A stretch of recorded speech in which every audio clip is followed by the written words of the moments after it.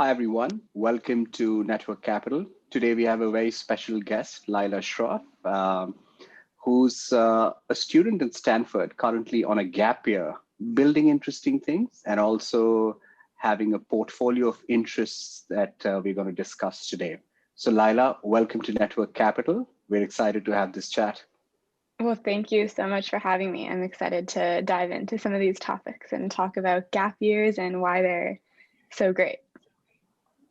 So, very broadly, who are you and what do you do today? But start off with a big question. I think going all the way back to when I was a young child, who I am, I've always been really interested in telling stories and looking at the world around me through that lens. I think something that's very human, but something that's always interested me is understanding the perspectives of other people and how they approach life. And as an individual, you sort of have your own one-set life, but through writing, through theater, through poetry, I've been able to explore and sort of recreate what I think might be some of these other perspectives. So that's always been important to me, and that's something I've carried with me all the way from a young age. And so through high school, that meant a lot of writing, and it eventually evolved into podcasting and a passion for audio. And from there, all these audio-related opportunities sort of exploded, and I really dove into that. And then more recently have been exploring, I guess I would say, like media innovation in a more broader sense, as well as like this past year as I've taken time off school, more about what's important to me in my own life. Wonderful. So as we were going through your bio, we discovered that you were pursuing a wide range of projects even today. So give us a flavor of how this idea of a portfolio of careers come to you at this stage in your life. And then we're going to dive into each of the projects that you're into. Sure. So I read a book, I think it's a pretty popular book a few months ago called Range. And one of the main thesis of Range is that, you know, for a long time, people have sort of had this idea that you have to be hyper specialized and dive deep into something, whether that's in your education, your career, or whatever it may be. And the book sort of points out that, you know, in a way, knowledge is really transferable. And just because you spend a lot of time working on project X, it doesn't mean that knowledge isn't also applicable to project Y, which might be something wildly different. And then in fact, it's at the intersection of these two different areas that some of the best insights and learnings and realizations can come about. And this book really resonated with me because for a long time, I've always felt, you know, drawn to a lot of different areas, but not super obsessed with one. And I think after reading this book, it sort of cemented that idea. And I also don't have a specific track in mind, you know, the what do you want to do or be when you grow up question's never been one that I've really had a good or clear answer to, nor that I necessarily desire to have a clear answer to. And so I think keeping myself in sort of a space where I can pursue multiple different things at the same time has been a really valuable way to apply that. And so far, so good. We'll see how things continue. When I was researching for my book, The Seductive Illusion of Hard Work, I also read Epstein's work and really tried to understand the Roger Federer model versus the Tiger Woods model and how a deep generalist differs with a specialist. In fact, I've written extensively about the subject and totally resonate with it. In fact, when we were coming up with the Network Capital, I don't know what I want to do with my life fellowship. The things that kept coming back to us were young professionals like you and me or students feeling a pressure to know what they want to do with their meandering life at 16 or 26 or 30, which is harder to do. It's a lifelong iterative process. But you're a student, right? You got into Stanford, so you must have had a thesis when you were coming in to Stanford. And how did that evolve in the time that you spent there? And why did you specifically feel the need to take a gap year versus continuing your education and doing these micro experiments during college? Yeah, so I haven't been on campus and started yet. Was supposed to be entering this past fall. And so a couple factors I think sort of led into my gap year. I won't lie, the biggest one being COVID and me thinking, okay, maybe I won't start college on Zoom. Um, and so that was a motivating force. But I think backing up, I've never been afraid to sort of take a bit of a different path. So in high school, in 10th grade, I decided to go to live for a year in Spain on an exchange program, and, jump into physics and history and Spanish with my like 2 or 3 years of language skills. Pretty ill-equipped at the start, but for me, that was an experience that really was totally deviated from sort of the track, so to speak, that I've been on, but provided learnings that I could apply and grow from that were very different than anything I would have gotten in school. So although I don't think it was necessarily the most academically rigorous year, there was a lot of like personal growth and opportunity to understand things and see things in a way that I wouldn't have otherwise been able to.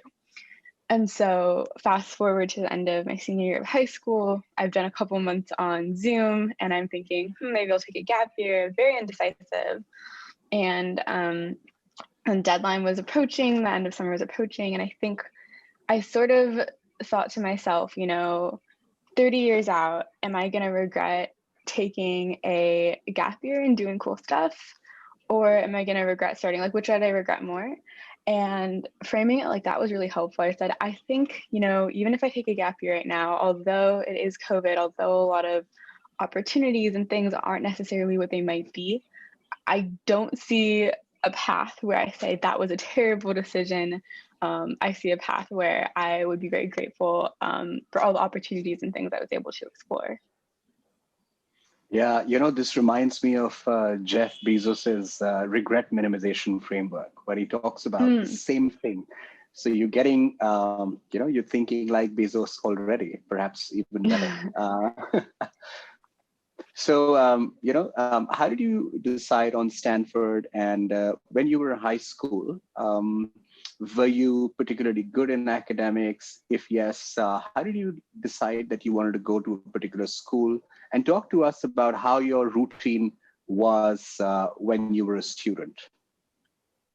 Sure. So academics were definitely a top focus in high school and all the way through my education thus far. So I did make it a priority, and I'll add on to that point of some unlearnings I've been doing this year.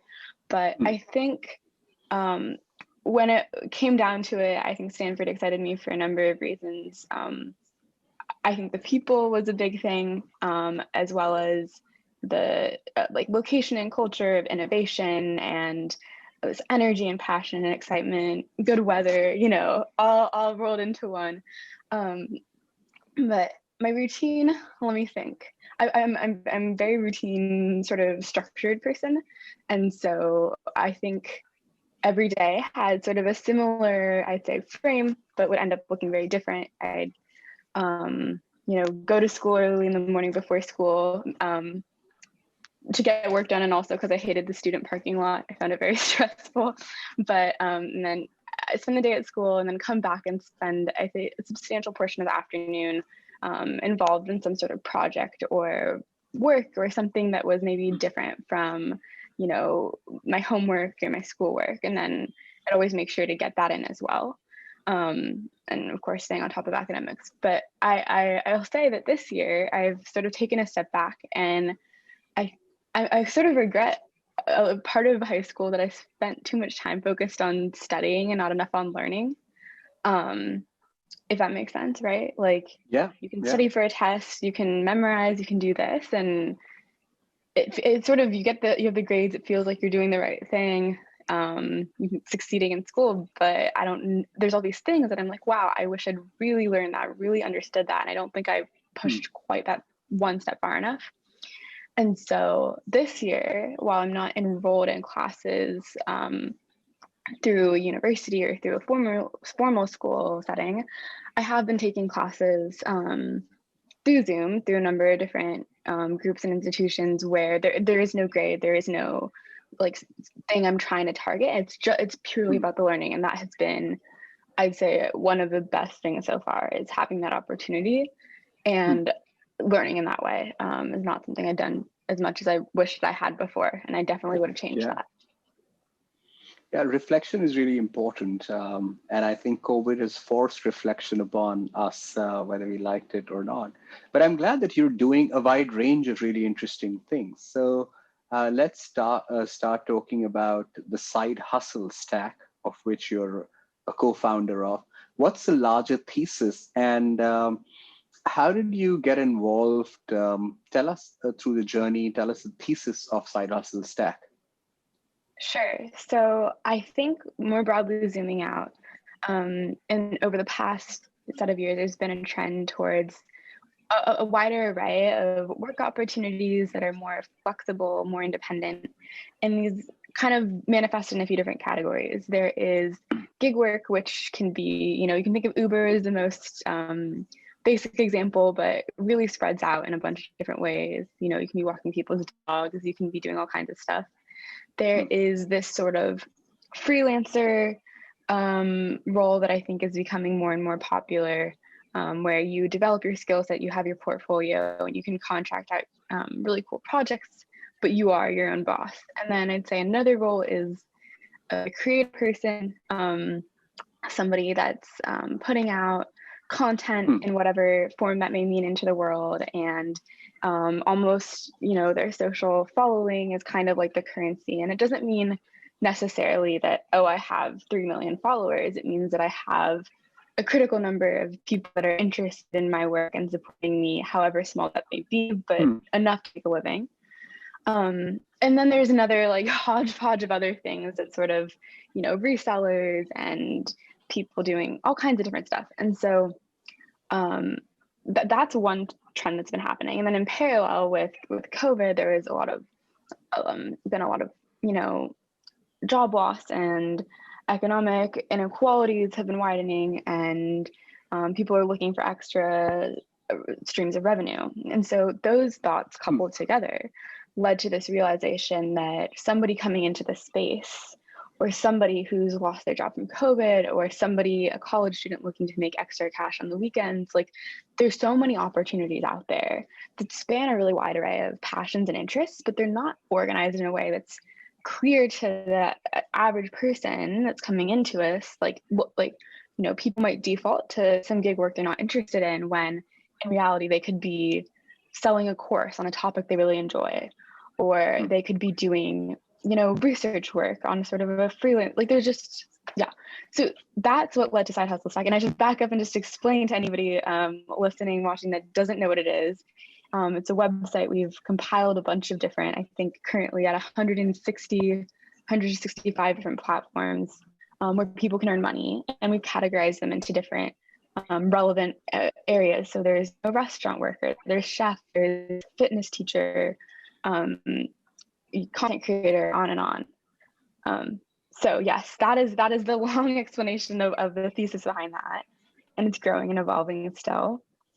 And then how I came about that is a completely different story. Towards the beginning of my gap year, I made some friends through group chats, other Stanford gap year students, and some of these had formed into really, I'd call them really strong friendships that I really value. And I got connected from one of the girls I met in a group chat to a woman who was starting her own investment fund, and started an internship with her. And this was sort of one of the ideas she'd had. And so between me, herself, and then another college student at Berkeley, we all came together to make this happen. Wonderful. So a lot of serendipity, COVID, plus your curiosity coming together in resulting in the Side Hustle Stack. But you also seem to have a portfolio of other careers or jobs that you're parallelly doing. So is Side Hustle Stack the only thing that you're focused on, or are you doing some other projects along the side? So Side Hustle Stack, I'd say, is like a a fraction, a proportion, I don't know the right word. It's not the whole of what I've been focusing my energy on.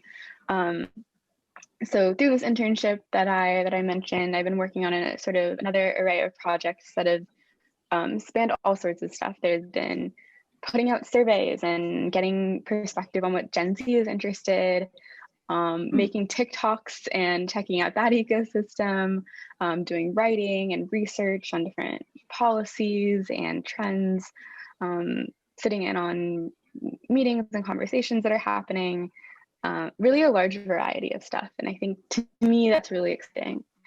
And outside of that sort of category of work, I've also been working for the past few years, I think 3 or so, 2 or 3 at Seattle's local NPR national public radio station.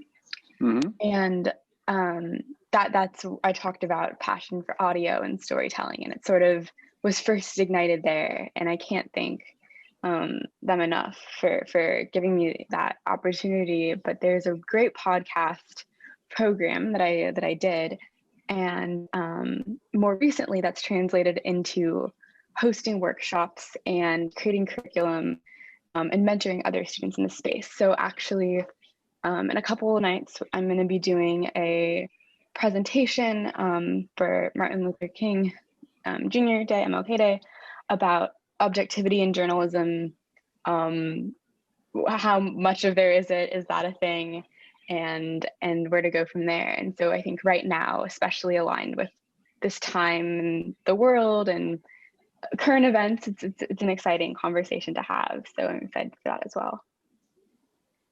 Well, there's clearly a lot on your plate, but I love the fact that you're conducting so many projects and micro experiments in the gap year that you're taking. Is every day a new adventure? Are you learning? Are you nervous at all?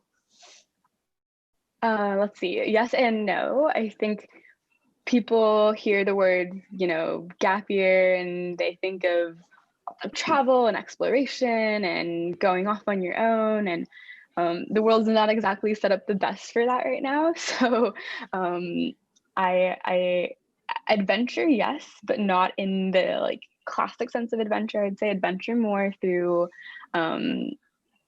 I guess the internet and Zoom and books and stories and podcasts. And it sounds kind of weird to say adventure through knowledge and ideas, maybe exploring topics and areas that stand out to me. I forget what you'd ask something else as well. No, I just wanted to get a flavor of your mind, because I'm going to ask you some questions on meritocracy and the pressure to excel, and if ever you felt that. So that's what I'm really leading into. So I just wanted to get a flavor of your mind right now. How are you feeling?